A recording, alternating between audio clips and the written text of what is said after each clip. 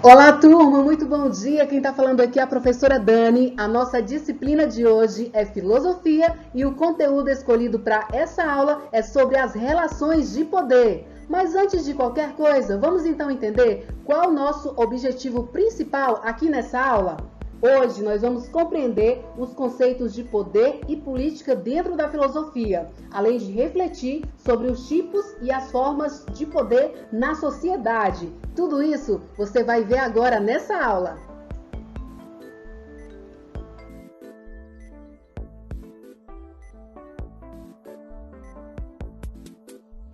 Então vamos lá, turma, começar a nossa aula de hoje com uma reflexão filosófica sobre essa obra aí de Ambrósio Lorenzetti que eu trouxe para vocês. Estamos vendo aí essa imagem belíssima no computador agora.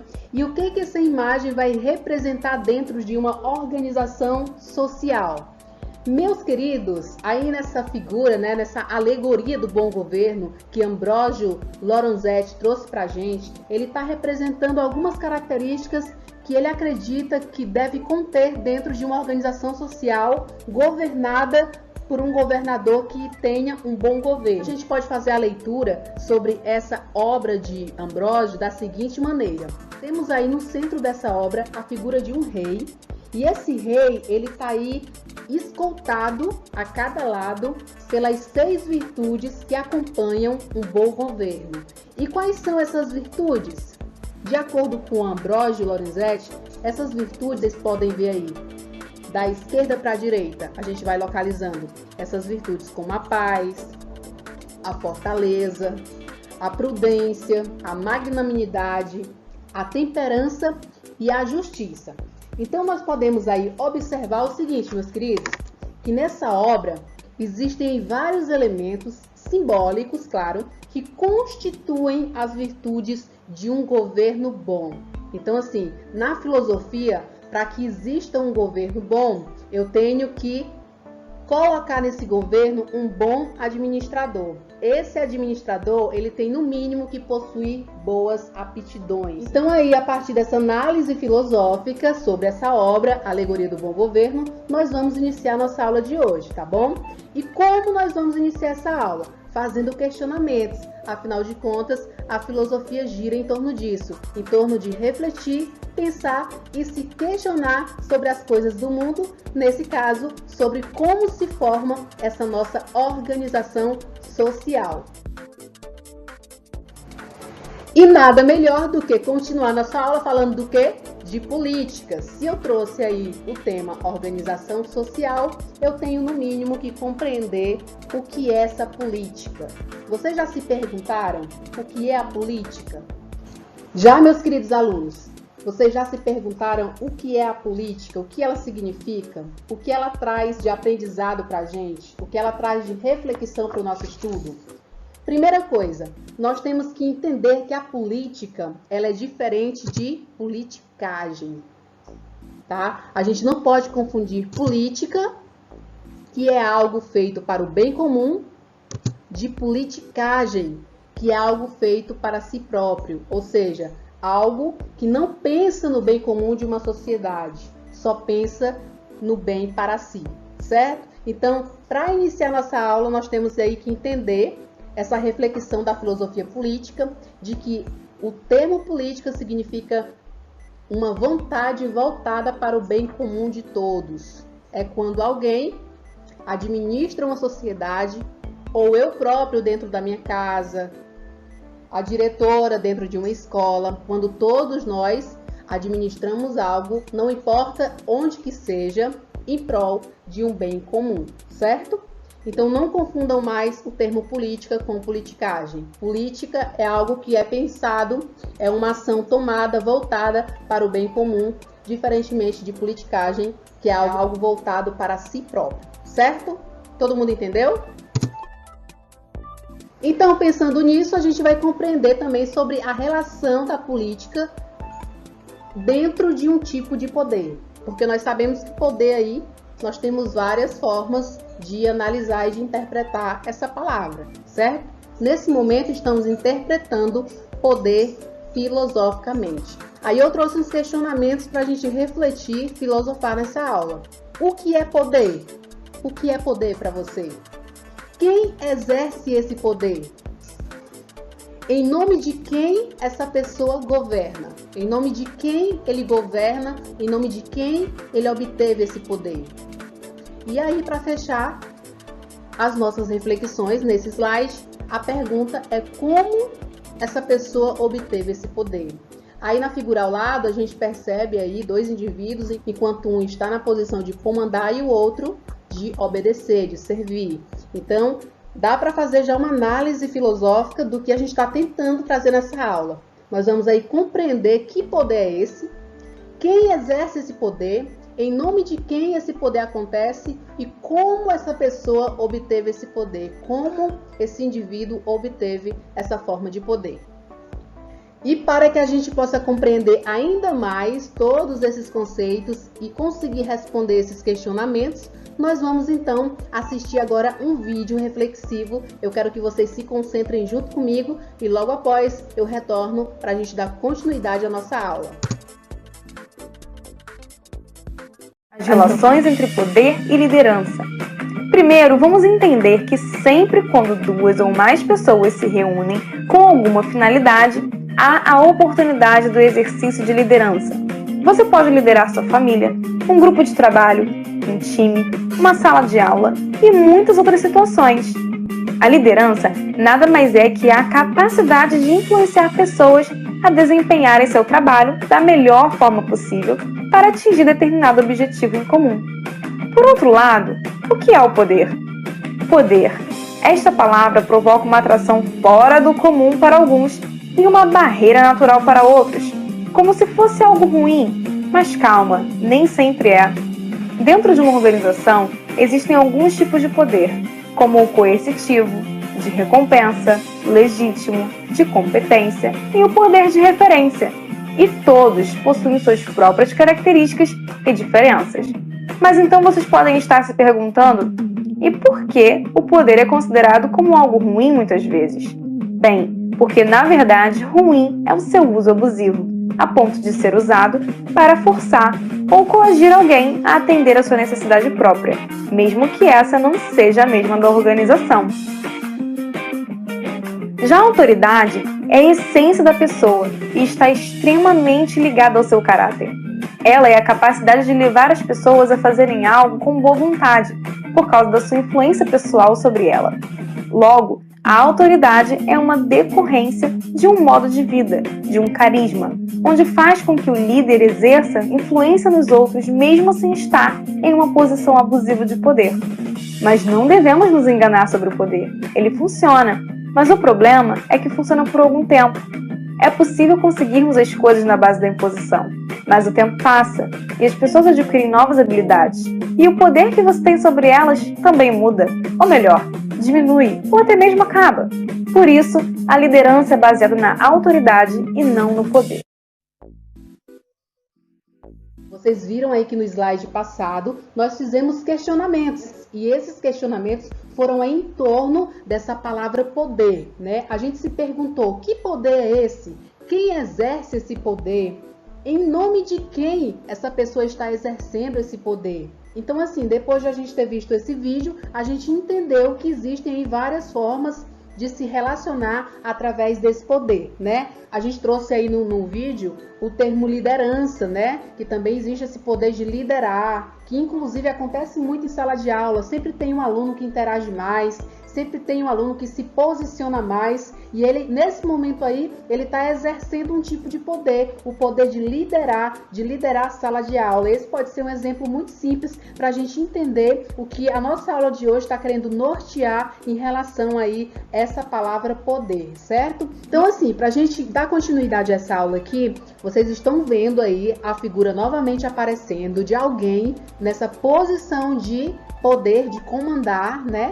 E a outra pessoa e o outro indivíduo na posição de obedecer, de servir. O que eu estou querendo dizer com isso, meus amores, é que existem aí duas classes. Vamos então separar a classe A, que é essa pessoa que está exercendo poder sobre a outra, e a classe B, que é aquela que obedece e também está servindo a essa pessoa que detém esse poder nesse momento. Então, assim, a pessoa da classe A, ela gira em torno de 3 tipos de poderes. Ela pode estar ali nesse momento atuando e exercendo dentro de um poder econômico, dentro de um poder ideológico e dentro de um poder coercitivo. Enquanto a classe B é aquele sobre quem o poder é exercido, ele apenas vai aí obedecendo, né, recebendo esses comandos. Ou em algum momento essa pessoa também pode querer negociar sobre o que foi imposto a ela. Ela não precisa sempre obedecer, né? No caso aí de quando se trata de abusos de poder. Então, no momento em que a pessoa que exerce o poder, ela começa a abusar desse poder, a classe B, que está sendo aí a que obedece, a que serve a essa pessoa, ela pode também intervir negociando sobre essa questão que lhe foi imposta, negociando sobre esse poder que lhe foi imposto. E também a classe B, ela pode vir com enfrentamento, ou seja, ela pode não concordar com esse poder que esse outro indivíduo que acha que detém esse poder está comandando sobre ele. Ela pode fazer o enfrentamento e não somente servir e não somente obedecer como se isso fosse a única opção, ok? E aí, em torno dessas reflexões, vocês estão vendo aí o nome de um filósofo muito importante dentro da filosofia. O nome dele é Norberto Bobbio. Ele é um filósofo italiano e foi ele que trouxe essa reflexão filosófica sobre esses 3 tipos de poderes que nós vamos entender ainda hoje aqui nessa aula, certo? Mas antes da gente mudar de slide, nós vamos aqui entender 3 formas de poder, porque é interessante a gente pensar sobre elas. Por exemplo, o caso aí da legitimação do poder. A gente pode dizer que existe um poder através da tradição. Que tradição é essa, professora? Bom, a gente pode dizer que existe aí uma tradição sobre a família. Por exemplo, a tradição paternalista, ou seja, aquela tradição em que os pais têm um comando e têm um poder sobre os próprios filhos. A gente pode trazer em questão aqui essa forma de poder, tá? Assim como também a gente pode trazer uma outra, que o nome dela é despótica, é uma forma de poder despótica, ou seja, aquele tipo de poder que é autoritário, em que o rei, ou o ditador, ou o governante, ele impõe esse poder sobre os seus súditos e você vai ter que obedecer de uma forma ou de outra. É um poder repressor. E a gente pode trazer como exemplo aqui o próprio Hitler, né? É um exemplo meio negativo, mas ele define bem esse tipo de poder despótico, um poder autoritário, um poder em que o ditador, ele manda no seu súdito. E geralmente ele manda de uma maneira muito drástica, muito rude, né? E esse súdito ele tem que obedecer de uma forma ou de outra, ok? E fora isso, a gente tem mais um tipo de poder, e esse eu considero o mais verdadeiro e o mais legítimo, que é o poder democrático. É o poder em que, através aí dos meus direitos enquanto cidadão, eu consigo também opinar sobre esse poder. Ou seja, a partir de quê? Das eleições, por exemplo. Eu ali como eleitor, a partir dos meus direitos enquanto cidadão, dentro de uma democracia e com o meu livre arbítrio, eu também posso aproveitar essa forma de poder para colaborar com essa minha sociedade. E foi seguindo então essa linha de pensamento que Norberto Bobbio trouxe aí pra gente essa reflexão filosófica sobre esses 3 tipos de poderes que a gente comentou no slide passado, naquele momento em que a gente foi fazer a analogia da classe A e da classe B, enquanto a classe A ali estava numa posição de comando sobre o indivíduo da classe B. Vocês lembram no slide passado? É sobre esses poderes que nós vamos estudar agora, onde Norberto Bobbio demarcou pra gente essas 3 formas de se utilizar do poder dentro de uma sociedade.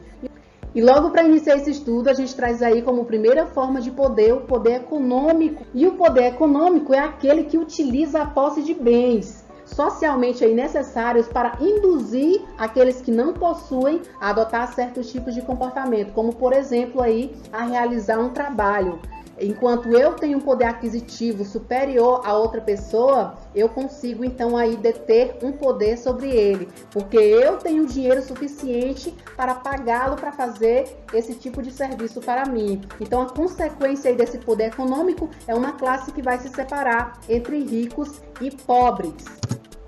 Sobre o poder ideológico, o que nós podemos dizer? É aquele que utiliza a posse de certas ideias, valores, doutrinas que vão influenciar na conduta da outra pessoa, ou seja, se baseia na influência das ideias formuladas aí pelos poderes dominantes.